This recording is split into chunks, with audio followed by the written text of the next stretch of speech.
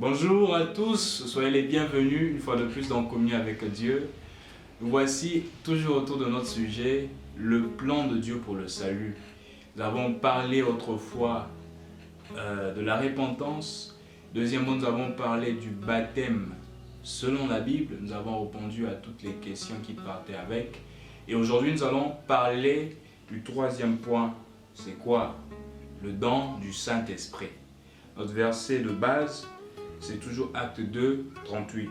La Bible dit ceci: Pierre leur dit, repentez-vous et que chacun de vous soit baptisé au nom de Jésus-Christ pour le pardon de vos péchés et vous recevrez le don du Saint-Esprit. Car la promesse est pour vous, pour vos enfants et pour tous ceux qui sont au loin, en aussi grand nombre que le Seigneur, notre Dieu, les appellera. Oui, la troisième chose, c'est le don du Saint-Esprit. Quand je me suis repenti, quand je passe aux eaux du baptême au nom de Jésus-Christ, pour la rémission de mes péchés, Dieu est obligé, à l'instant même, de me donner le Saint-Esprit. Le Saint-Esprit, c'est un don que Dieu vous donne. C'est un don, c'est quelque chose que vous n'avez pas mérité, mais Dieu vous l'accorde. Il vous l'accorde pourquoi? D'abord, le verset 39 nous dit que c'est une promesse. Car la promesse est pour vous. La promesse est pour toi qui me suis. C'est une promesse que Dieu a faite. Dans Joël 2, le verset 28. Joël 2, le verset 28, la Bible dit: Après cela, je répandrai mon esprit sur toute chair. Vos fils et vos filles prophétiseront.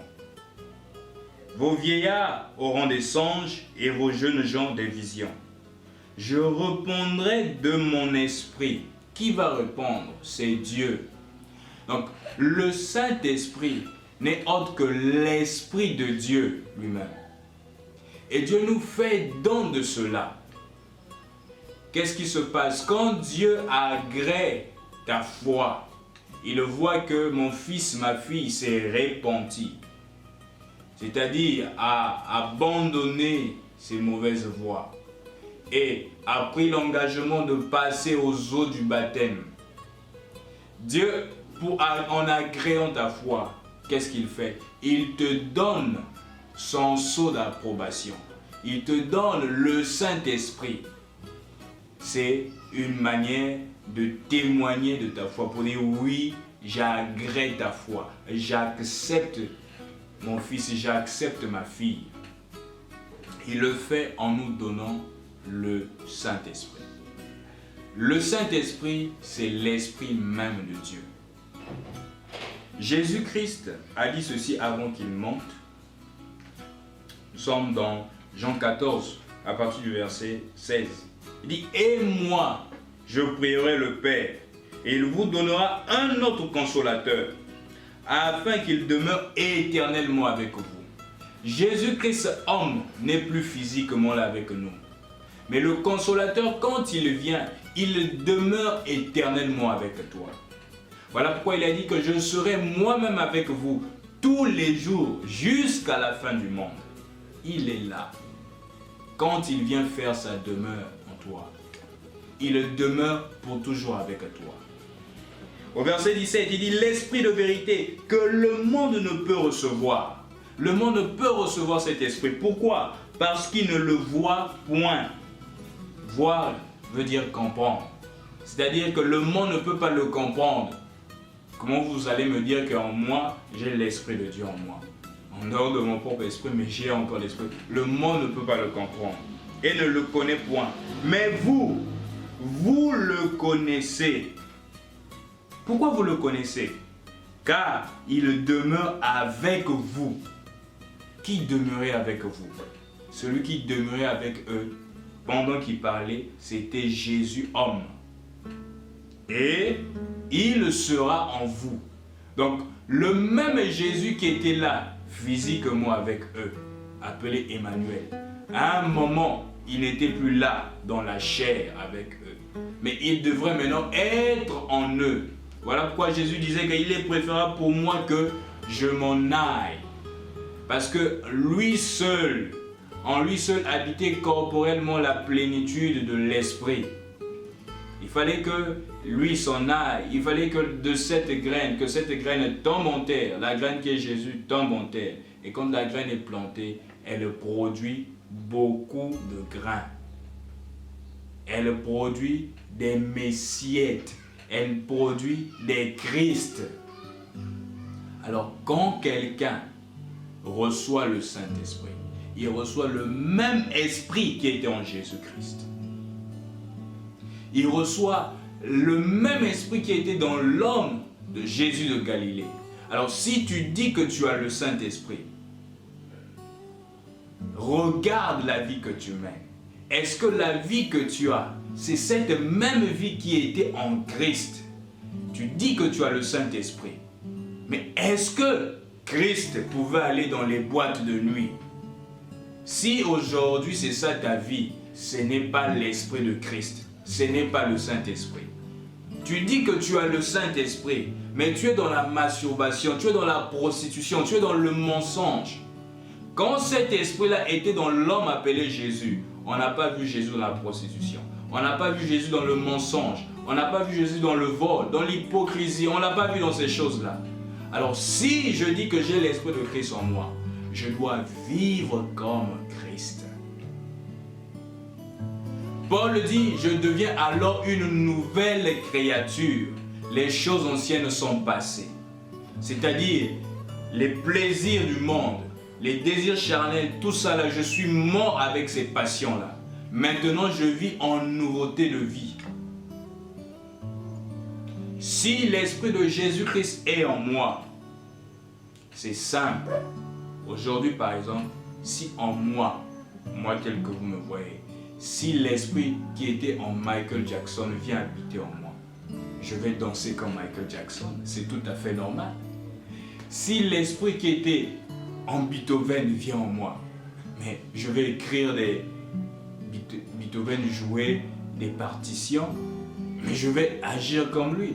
Si l'esprit de Shakespeare vient en moi, je vais écrire des poèmes, des scènes de théâtre comme lui. Mais si l'esprit de Jésus-Christ vient en moi, de Jésus-Christ, il fera les mêmes choses que Jésus a fait là-bas en Galilée. Qu'est-ce que Jésus a fait? Jésus a vécu pour les autres. Qu'est-ce que Jésus a fait? Jésus partait de lieu en lieu proclamant la bonne nouvelle. Qu'est-ce que Jésus a fait? Jésus était rempli d'amour. Qu'est-ce que Jésus a fait? C'est tout à fait simple. Regardez les fruits que vous avez aujourd'hui. Est-ce que ce sont les fruits que Christ a manifestés? Je ne vais pas être lent. Galates 5, le verset 22 nous dit ceci, les fruits de l'esprit. Si je dis que j'ai le Saint-Esprit en moi, alors, montre-moi les fruits que tu produis. Je pourrais alors dire s'il s'agit du Saint-Esprit, oui ou non. Les fruits de l'Esprit, les fruits du Saint-Esprit, c'est quoi? Galates 5, le verset 22. La Bible dit ceci, mais le fruit de l'Esprit, c'est l'amour. Voilà les fruits qu'on doit trouver dans un homme qui a le Saint-Esprit, dans une femme qui a le Saint-Esprit. L'amour, la joie, la paix, la patience, la bonté, la bénignité, la fidélité, la douceur, la maîtrise de soi. Voilà ce qu'on attend voir comme fruit. Si je suis un manguier et que je produis des pommes, on va dire que ça c'est de la sorcellerie. Je dis que je suis un manguier, alors je dois produire des mangues. Si je dis que j'ai le Saint-Esprit en moi, je dois produire les fruits du Saint-Esprit. Mais par contre, quand vous prenez toujours Galates 5, le verset 19, la Bible dit, or les œuvres de la chair, là on parle maintenant des fruits de la chair. Les œuvres de la chair sont manifestes, ce sont l'impudicité. Si je suis encore dans l'impudicité, là ce n'est pas le fruit de l'esprit. Mais c'est au contraire les fruits de la chair. C'est encore la chair qui a son plein pouvoir sur moi. L'impureté, la dissolution, l'idolâtrie. Et n'oubliez pas que tout ce qui prend la première place dans votre vie, c'est ça votre idole. Si c'est l'argent qui occupe la première place, c'est l'argent qui est votre idole. Si c'est Dieu qui est votre idole. Si ce sont les femmes qui occupent la première place, c'est la femme qui est votre idole. La magie, les inimitiés, les querelles, la jalousie. Quelqu'un qui dit qu'il y a le Saint-Esprit, mais c'est quelqu'un qui est toujours là en train de quereller avec d'autres personnes, qui est jaloux de ses frères, jalouse de ses sœurs.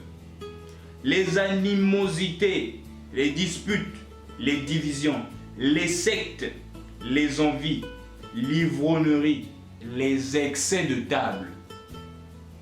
La Bible dit, et les choses semblables. Je vous dis d'avance, comme je l'ai déjà dit, que ceux qui commettent de telles choses n'hériteront point le royaume de Dieu. Le Saint-Esprit, c'est le même esprit qui était en Jésus-Christ. Et quand cet esprit-là vient en moi, cet esprit-là va m'amener à me séparer d'avec le monde.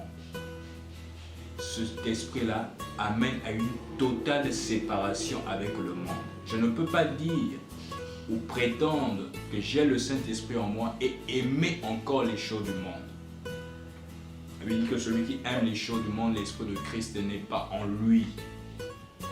Le Saint-Esprit n'est autre que le même Esprit qui était en Jésus-Christ. Mais, pour le recevoir, c'est une promesse. Dieu l'accorde à quiconque le veut. Il a dit que la promesse est pour tout le monde, en aussi grand nombre que le Seigneur, notre Dieu, les appellera. Mais il nous faut d'abord nous repentir. Voilà pourquoi je vous encourage à encore suivre cette vidéo sur la repentance.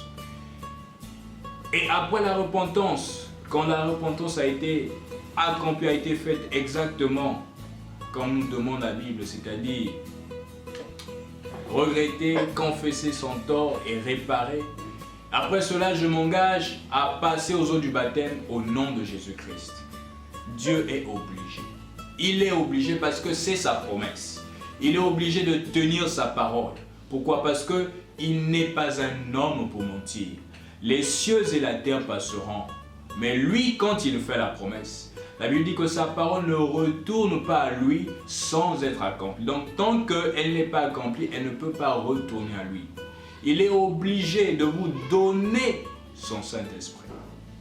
Et quand le Saint-Esprit vient en vous, il produira la même vie qui était en Jésus-Christ. Je deviens alors une nouvelle créature. Les choses anciennes sont passées. Toutes choses deviennent nouvelles. Je meurs à mon ancienne vie. Et alors, je suis une nouvelle personne. Que le Seigneur Jésus-Christ vous bénisse. En passant, si vous avez des questions et vous désirez que nous puissions approfondir là-dessus, faites-nous le savoir et on sera disposé à vous répondre. Toutefois, vous pouvez aussi nous contacter via le numéro qui s'affiche. Que le Seigneur Jésus-Christ vous bénisse richement.